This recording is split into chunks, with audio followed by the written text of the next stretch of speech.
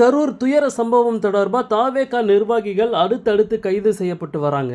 இப்படிப்பட்ட சூழல்ல விஜய் கைது செய்யப்படுவாரா அப்படிங்கிற ஒரு கேள்வி நிறைய பேர்கிட்ட இருக்கு. சோ விஜய் கைது செய்யப்பட வாய்ப்பு இருக்கா இல்லையா அப்படிங்கறத பத்தி இந்த வீடியோல டீடைலா பார்க்கலாம். கரூர்ல நடந்த சம்பவம் தொடர்பா கரூர் மேற்கு மாவட்ட தமிழக வெற்றி கழகத்தோட செயலாளர் மதியழகன் நேற்று இரவு கைது செய்யப்பட்டார். அவர்கிட்ட விசாரணைகள் நடத்தப்பட்டு இன்னைக்கு நீதிமன்றத்தில் ஆஜர்படுத்தினாங்க. சோ அக்டோபர் 14ஆம் தேதி வரைக்கும் நீதிமன்ற காவல்ல அவரை வைக்கிறதுக்கு நீதிபதி உத்தரவிட்டிருக்காரு. மாவட்ட செயலாளர் மதியழகன் இந்த சம்பவத்துல முதல் குற்றவாளியா சேர்க்கப்பட்டிருக்காரு. அடுத்த கட்டமா கட்சியோட பொதுச் செயலாளர் ஆனந்த் அவர்களை கைது பண்றதுக்கு வாய்ப்பு இருக்கு அப்படிங்கிற மாதிரி சொல்லப்படுது. இப்படிப்பட்ட சூழல்ல இப்போ நிறைய பேருக்கு இருக்க ஒரு முக்கியமான கேள்வி என்ன அப்படின்னா, தமிழக வெற்றி கழகத்தோட தலைவர் விஜய் அவர்கள் கைது செய்யப்படுவாரா அப்படிங்கிற ஒரு கேள்வி நிறைய பேருக்கு இருக்கு.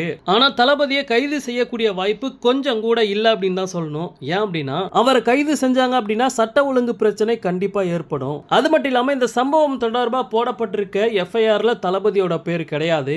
இதையும் மீறி அவரை கைது பண்ணணும் அப்படின்னா கோர்ட் சொன்னா மட்டும்தான் அவரை கைது பண்ண முடியும். அது மட்டும் இல்லாம அவரை கைது செஞ்சாங்க அப்படின்னா 2026ல அவர் தான் சிஎம் அப்படிங்கறத இப்பவே கன்ஃபார்ம் பண்ணிடலாம். சோ இப்படி ஒரு முட்டாள்தனமான காரியத்தை தளபதியோட எதிரிகள் பண்ண மாட்டாங்க அப்படின்னு நினைக்கிறேன். ஓகே நண்பா, இந்த நியூஸை பத்தி உங்களுடைய கருத்து என்ன அப்படிங்கறத கமெண்ட்ல சொல்லுங்க. நன்றி.